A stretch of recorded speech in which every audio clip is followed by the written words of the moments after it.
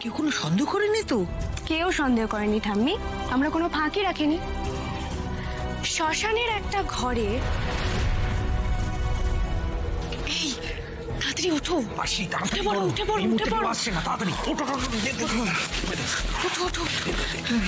এই দেখো এখানে সব আছে, পড়ে নাও পড়ে নাও।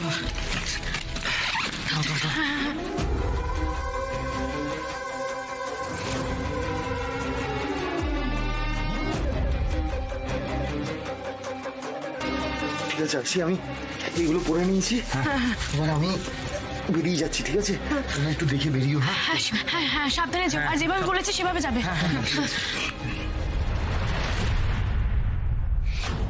গোটা পৃথিবীর কাছে এখন সাক্ষ্যজিৎ চ্যাটার্জি মৃত। শুধু আমরা জানি আসল সত্যিটা কি, যে সাক্ষ্যর কিচ্ছু হয়নি, ও সুস্থ আছে, ভালো আছে। কিন্তু হ্যাঁ, আমাদের প্রত্যেককে সবার কাছে অভিনয় করে যেতে হবে, যাতে কেউ কিচ্ছু বুঝতে না পারে। আর মেজকা, আপনি দেখুন হর্ষ, আমি কাউকে কিচ্ছু বলবো না। আমি সায়ককেও সব কথা বলেছি, ও কাউকে কিচ্ছু বলবে না। এখন থেকে এই লড়াইটা না আমাদেরও।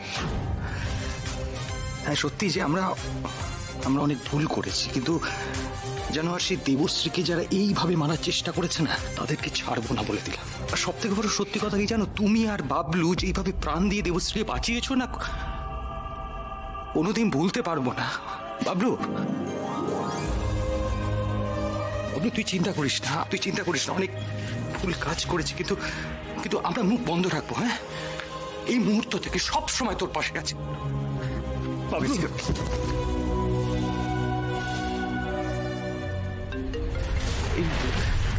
সায়ক বোধহয় ফোন করছে, মানে দেবশ্রী।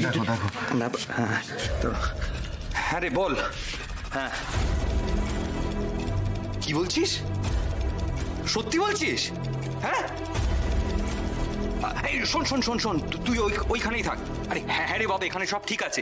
আচ্ছা শোন শোন, জ্ঞান ফিরলে আমাকে ফোন করিস। হ্যাঁ হ্যাঁ ঠিক আছে, রাখ, আমি তো আছি। হ্যাঁ হ্যাঁ হ্যাঁ। মেজকা সাহেব কি বলছে? কি বলছে? এই দেবশ্রীর কন্ডিশন বেটার হচ্ছে। হ্যাঁ বেটার হচ্ছে কন্ডিশন। ঠাকুর মুখ তুলে চেয়েছে, এবার ভালো ভালো মেজো বৌমা সুস্থ বাড়ি ফিরে আসুক। ঠাকুর